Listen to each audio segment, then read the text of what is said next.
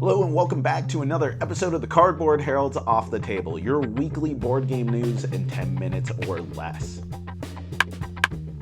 Our first story today is that Seventh Continent will be coming out as a reduced version in retail. Now, Serious Pulp has announced that they're going to be bringing this Kickstarter mega success to retail stores, but the problem is that the game, as was originally envisioned and released on Kickstarter multiple times at this point, is unsustainable as a retail game. So we're getting the Seventh Continent Classic Edition, which, never mind something that's brand new being called Classic Edition, especially for a game that, came out originally 2 years ago, but it's going to have almost the same amount of characters, almost the same amount of content, but just reduced, condensed. But I'm at least happy that this game is going to have a long-term life and isn't going to need to be constantly on that Kickstarter cycle to get into gamers' hands.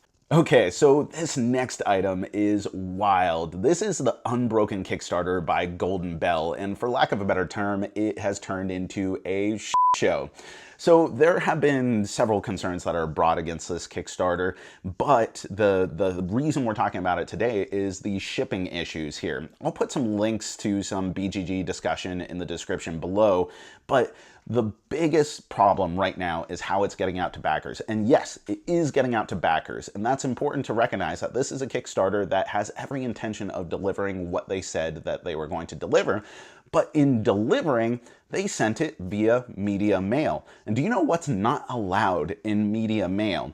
Board games. It is expressly not allowed in media mail. It is something that the USPS has clarified, that video games and as such board games are non-educational materials, and media mail is only for educational materials like books and CDs and music that are going to be used in the classroom. And these guys are like, no, it's totally fine. We worked it out with the Postal Service. We put some music in here. It's on the up and up. Don't worry about it. They're never going to have a problem with it. And you know who has a problem with it? Is the Postal Service, because they are charging the backers, the recipients of these games in the mail, for additional costs because these things shouldn't have been sent as media mail. Now, Golden Bell is reimbursing those costs to anyone who reports it, but their messaging in this is so entirely defensive, as if they had made no mistake whatsoever, that it's preposterous that anyone would question that this couldn't be sent as media mail. And they've set up an almost antagonistic relationship with many of the backers. The comments are out of control. And all I'm saying is that this is an instance where a Kickstarter creator should have taken responsibility, should have owned up to a mistake, and made sure to handle this with delicacy and care. Okay, now, after that, the news section I want to move on. I mean, I have another thing here. Apparently, it's possible to build a Turing machine using magic cards. Go check out the link to that. Onwards towards our announcement section, we have details on Gale Force 9's Dune game. And if you aren't aware, this is a remaster, an update of the 1979 classic that is a white whale for so many gamers. And some of the details are that it plays 2 to 6 players, that it's going to take about 2 hours to play. It has quick start and advanced rules, so there's going to be some different ways in which you can play this. Interestingly, the components list that you only get 5-player shields, which is weird in a 6-player game. I guess the 6th player doesn't use one. Maybe one of the factions doesn't need it. The Bene Gesserits are able to see past it using the spice of Arrakis. I don't know. Whatever. All I want to know about is how I'm going to bring my pugs into battle. And then we have the Mansions of Madness Path of the Serpent expansion coming soon. Tons of new content. This is a big box expansion. It's going to have additional map tiles. It's going to have more characters. And it has some of the best looking minis that I've seen FFG produce. I mean, just look at this snake boy up here.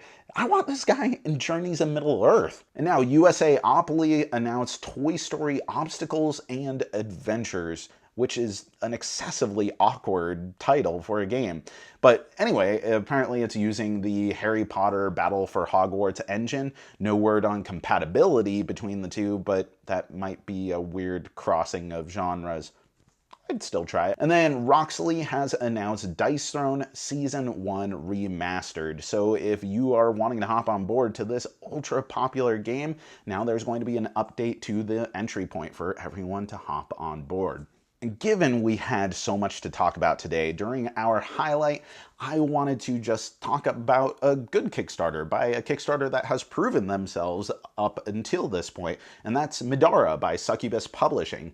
We did a review for Middara on our channel. You can check it out. Luke had a lot of things to say about the game, and this is an anime-inspired dungeon crawler with tons of content. Like, it's an absolute beast of a game. It's wildly popular right now, but they have proven success. They've delivered, and they have innovated. I'm not saying that this game is for everyone. If you don't like anime, if you are leery of a little too much cheesecake in your games, or you just don't want some beastly story to have to contend with, then maybe it's not for you. But otherwise, this is really the first game that has kind of achieved the Gloomhaven-ish thing, except in an entirely different than Gloomhaven setting. So go check out that Kickstarter, or at least check out our review for it in the description.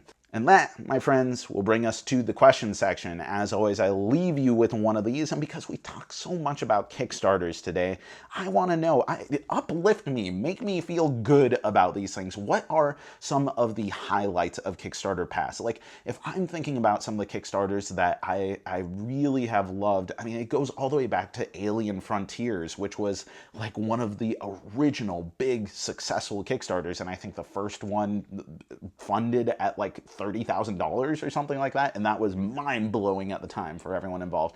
I'm probably way off on the numbers, but there are all kinds of success stories. But I want to know, who are some of the publishers that have done Kickstarter right, that make you feel like this is representing the intention of Kickstarter and how it should be used as a platform.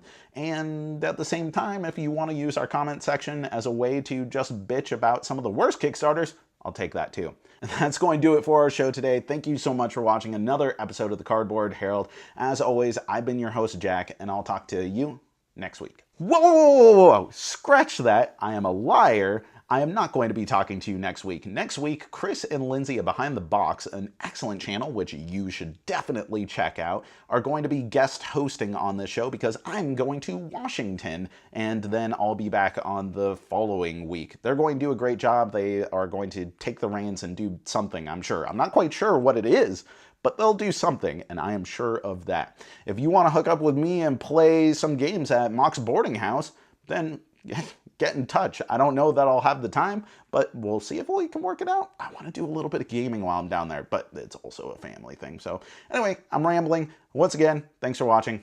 Bye. That's how you internet, right?